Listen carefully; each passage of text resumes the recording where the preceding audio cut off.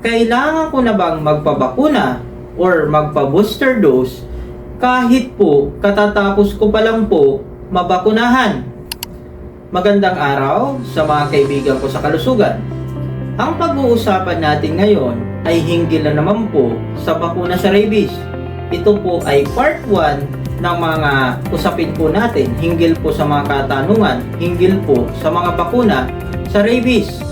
Alam nyo kaibigan, palagi po akong natatanong sa aking mga klinika ng mga ganitong katanungan.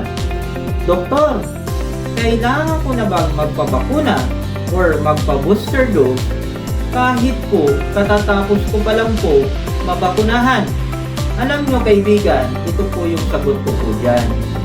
Gusto ko pong mapaalala sa inyo na dalawa po ang klase ng bakuna po sa rabies.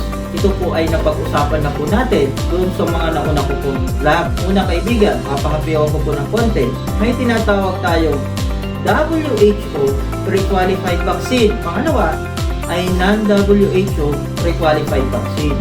Bakit importante po ito sa pag-booster dose? Una kaibigan, pag ang itinurok ko sa inyong bakuna nung mga naunang pagbabakuna ninyo, yung sinasabi nyong katatapos lamang, ay napapabilang sa WHO pre-qualified vaccine, ang pag-booster po ninyo ay dapat po after 3 months pa po mula nung huli kayong nabakunahan. Halimbawa po, kung kayo po ay nabakunahan noong March 1, yan yung pong huling bakuna doon sa WHO pre-qualified na vaccine. Bilang po kayo ng 3 buwan mula po noong March 1. So, bilang po kayo April 1, May, so on and so forth.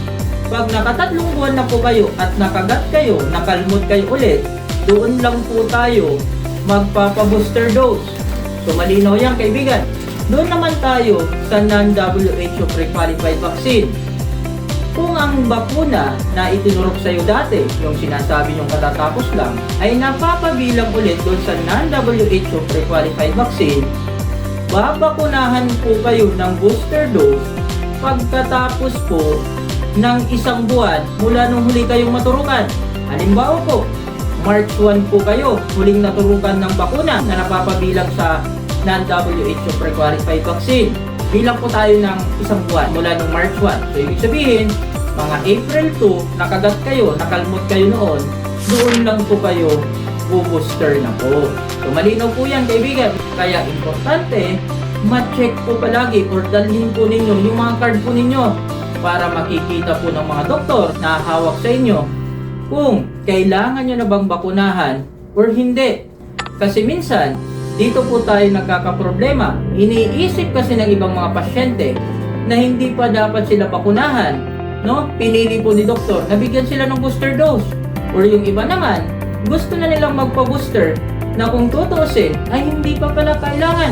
Kaya ikaw kaibigan na napanood mo ang video nito, I'm sure maliliwanagan kayo kung kailangan na ba talaga magbabakuna.